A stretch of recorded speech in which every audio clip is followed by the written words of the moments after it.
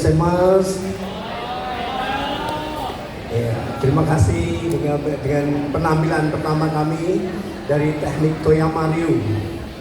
Mungkin sedikit bercerita bahwa teknik ini merupakan teknik terakhir atau ditata terakhir ketika Jepang sekitar di tahun 1900 mulai untuk masuk ke Asia. Jadi teknik ini dipersiapkan serba ringkas, serba efektif, sehingga seseorang hanya dengan belajar yang simple, singkat, siap untuk bertanding atau siap untuk melewati pertempuran-pertempuran di Asia Tenggara. Demikian, nanti kita akan ada talk show, ada pembicaraan, ada diskusi berkaitan dengan hal itu. Dipersilakan, nanti ada beberapa demo yang lain akan kami tampilkan. Berikutnya hadir di tengah kita ada Senpai, Senior Victor akan menampilkan Toyama Ryu untuk sekali lagi sambil kita menjelaskan apa dan bagaimana teknik tersebut. Dipersilakan. Teknik pertama disebut Mai no Teki, adalah teknik yang mengilustrasikan ada lawan di atas, di depan, kemudian mendadak dia menyerang, maka dilakukan teknik yang pertama. Ya, Mai, silakan. Ya, teknik tebasan pertama tadi ada dari bawah menebas ke atas, kemudian dari atas ke bawah, atau disebut speed drawingnya, ya jutsunya. Teknik berikutnya tadi mengilustrasikan ada lawan di depan, kemudian ada lawan itu sudah jatuhkan, ada lawan di depannya lagi, dikenakan kiri oroshi. Kemudian teknik yang pertama kiriage. Teknik kedua dari samping. Ketika ada perjalanan dari samping, ada lawan dari sebelah sisi kanan, maka yang namanya Miki no Teki. Menyerang mendadak, maka akan dilakukan teknik yang pertama Nagi atau Do, atau orang lain juga disebut Gedan, Cudang Kiri Oroshi. Silakan.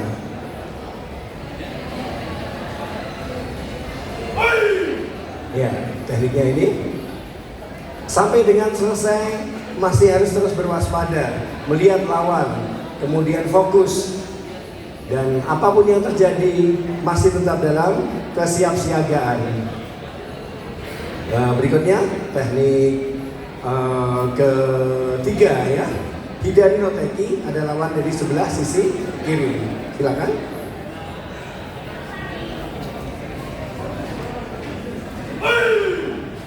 Ya, demikian tekniknya. Oke.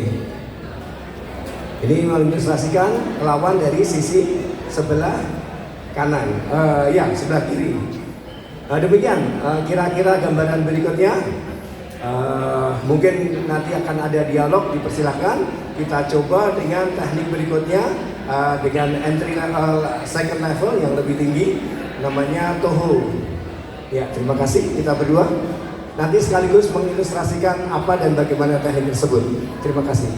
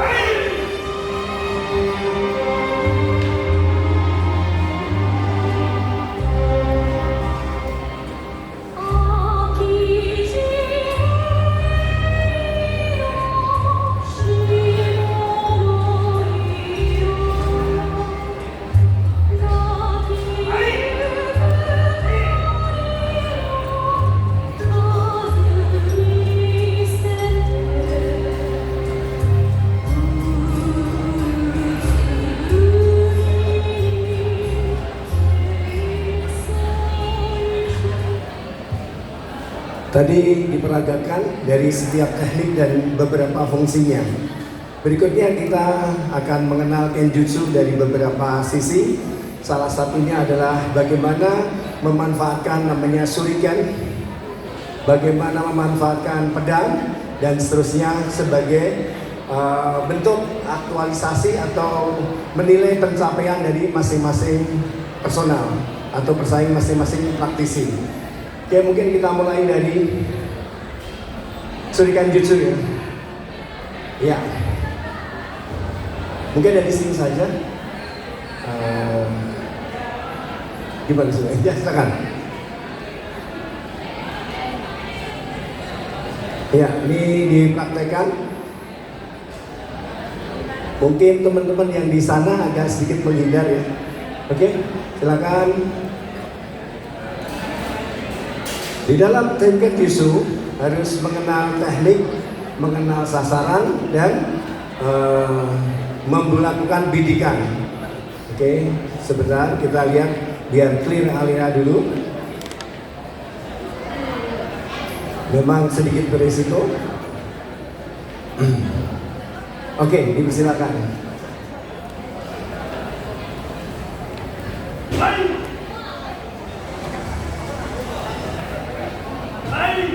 Oke, tepuk tangan buat berdua. Baik, berikutnya kita tampilkan untuk Tamashigeri. Kita pertama dengan bambu ya.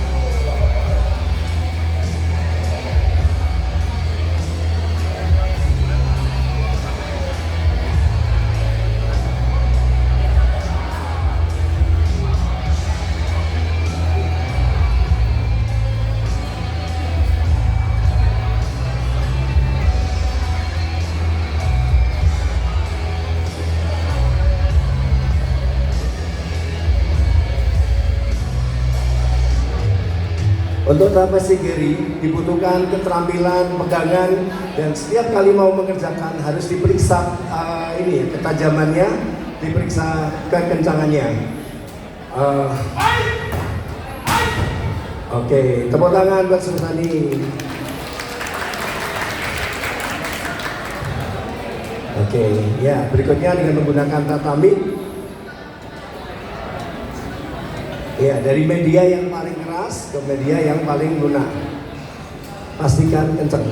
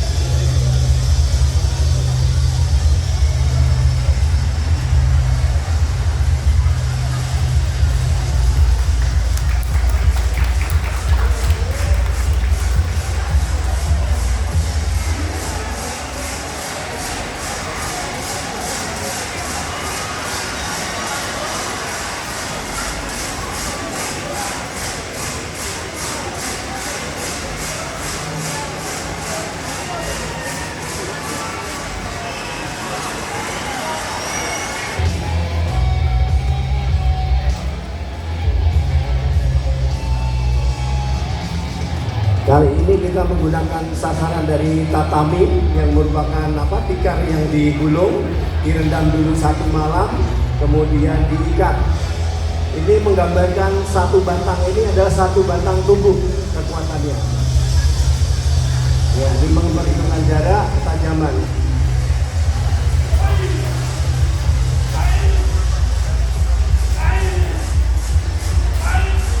Oke, ya.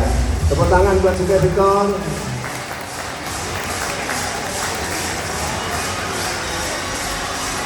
Baik, terakhir merupakan level paling lembut adalah membelah koran dengan menggunakan pedang kayu. Silakan.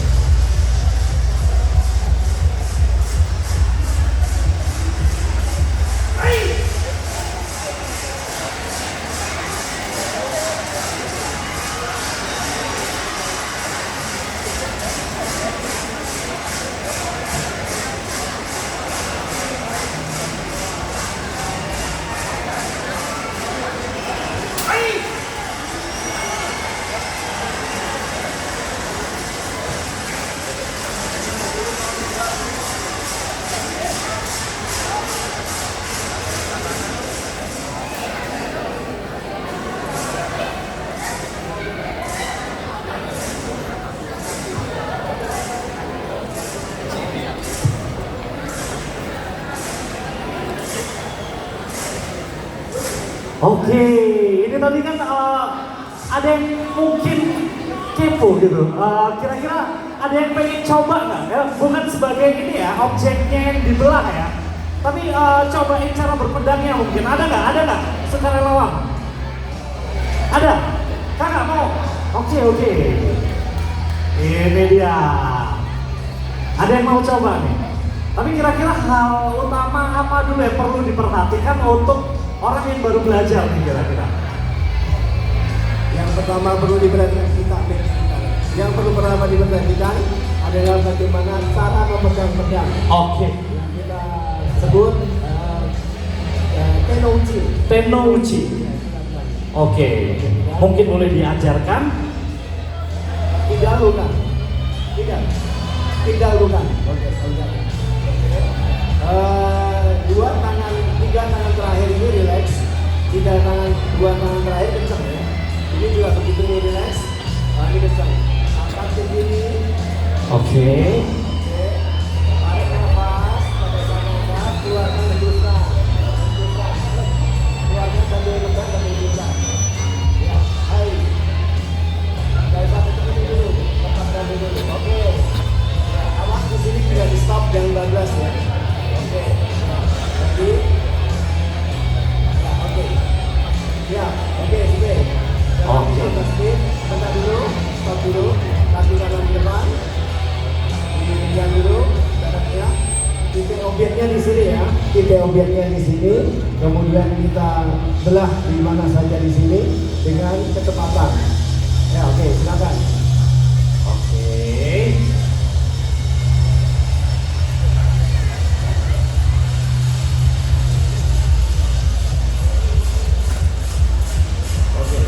Hai.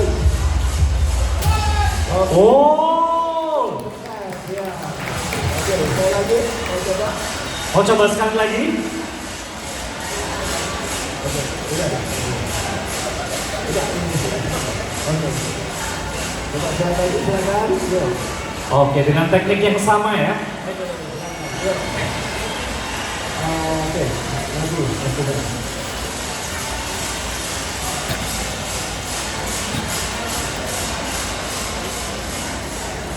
Ini betul caranya, dan melihat lintasannya dulu.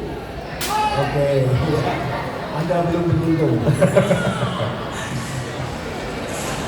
Oke, mungkin apa yang bisa dipelajari dari kedua teknik tadi? Kira-kira apa yang kurang gitu? Oke, ini dicontohkan ya langsung ya.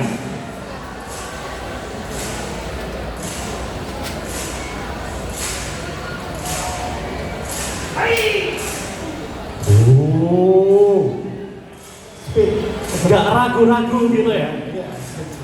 Oke, silakan. Terima kasih. terima kasih banyak. Silakan. Berikutnya.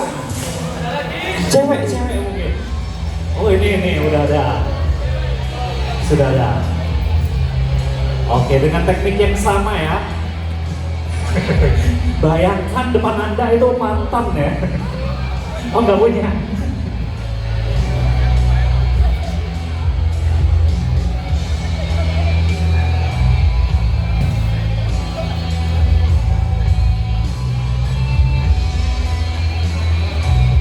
Agak atas.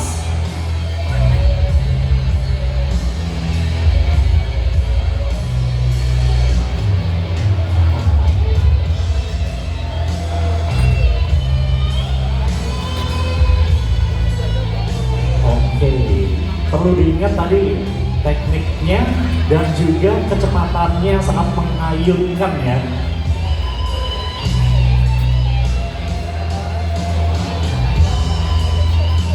Oke.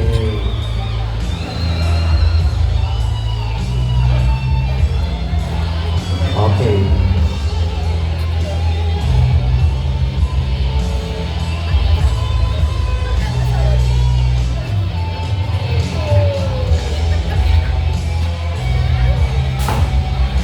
Oke.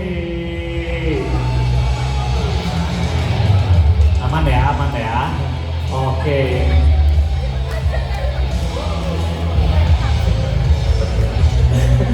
Gimana Pak? Aman Pak? Aman mau lanjut atau gimana?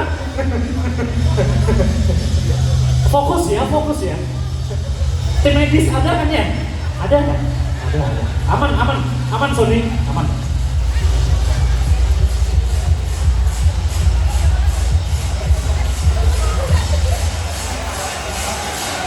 Oke, tolong untuk diperhatikan ya.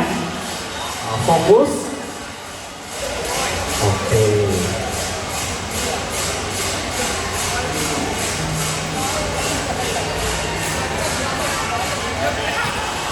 Dilihat lintasannya. Jangan pakai teknik sendiri kamu, bahaya. Moro-moro jadi kimet suara ini. Oke, fokus ya. Dilihat lintasannya, jangan merem. Sony udah punya BPJS belum? Ada ya? Oke. Relax. Wah. Sudah sekali aja. Oke, terima kasih banyak. Agak serem ya.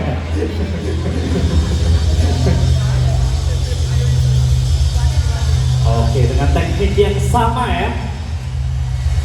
Ternyata di sini kita juga cukup banyak belajar ya tentang teknik seni pedang dari Jepang.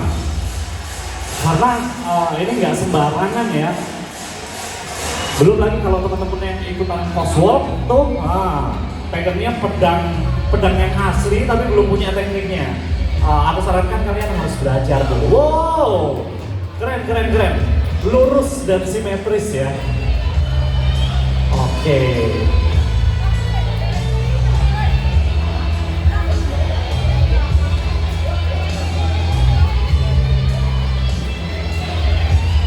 Kalau kalian punya dasarnya kayak gini, mungkin nanti bisa upgrade pakai Excalibur atau apa gitu ya, pedangnya kalian sendiri gitu. Ya, asalkan teknik dasarnya udah dapet nih.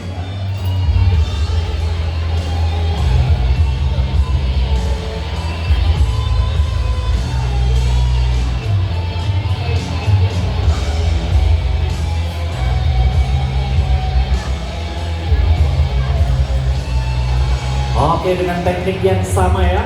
Fokus nafasnya, dilihat lintasannya. Jangan sampai natap ya. Dikontrol, benar. Oke, terima kasih banyak. Sudah cukup itu aja? Terima kasih banyak. Terima kasih. Oke, terima kasih banyak. Mungkin sebelumnya beri tepuk tangan sekali lagi lagi dong untuk ID Kenjutsu. Wow. Oke, Bapak Sony, benar ya? Betul, betul.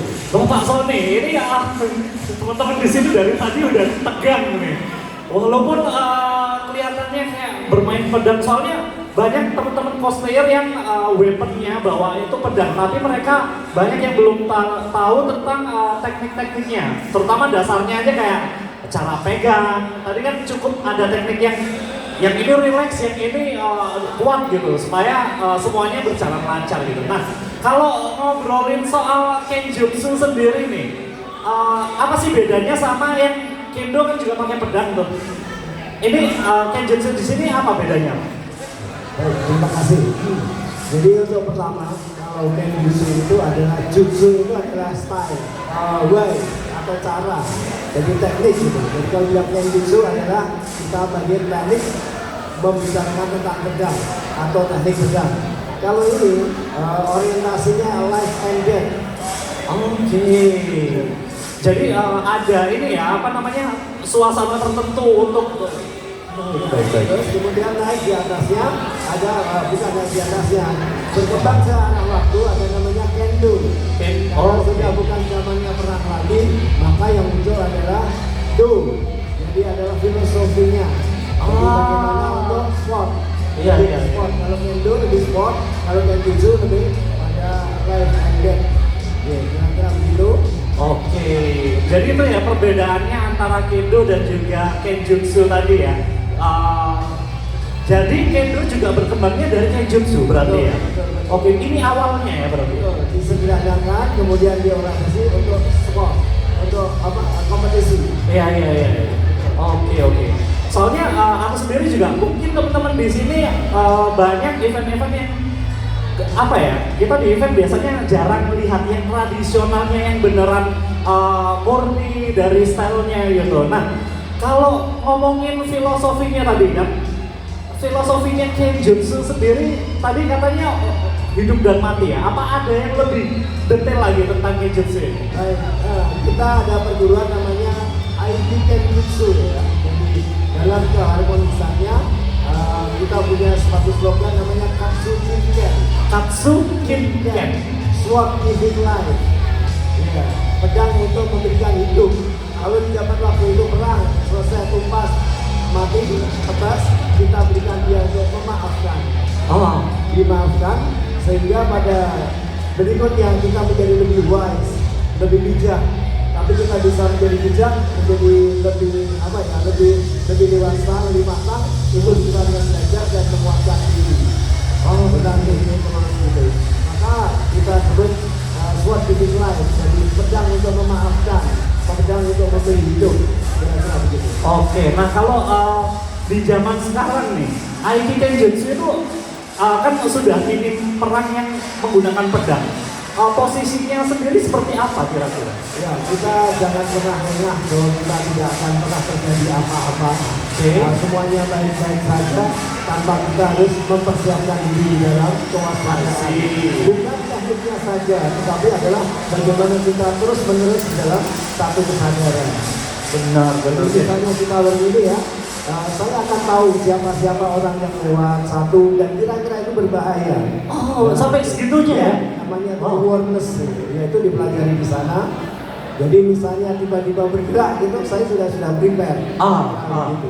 Nah, kira-kira begitu.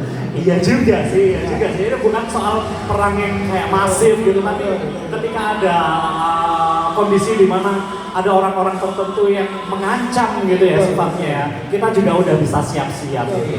Mungkin ada pertanyaan dari audiens, silakan. Iya. Nah, kira-kira kalau dari Aiki Kenjutsu sendiri yang dipelajari itu apa aja sih? Ya, kita pertama tadi seperti yang diajarkan tadi adalah Kenouji, cara memegang pedang. Setelah bisa memegang pedang, mengayunkan, maka teknik pertama adalah Hakogeri atau 8 tebasan. Ya, jadi dari mulai atas namanya someng, kemudian kiri age, kemudian do, kiri sage dan cuki. Itu aja. Oke. 8 gerakan itu aja. Oke. Itu dasarnya ya seperti itu ya. Lalu nanti kita belajar namanya asi sabaki, gerakan kaki.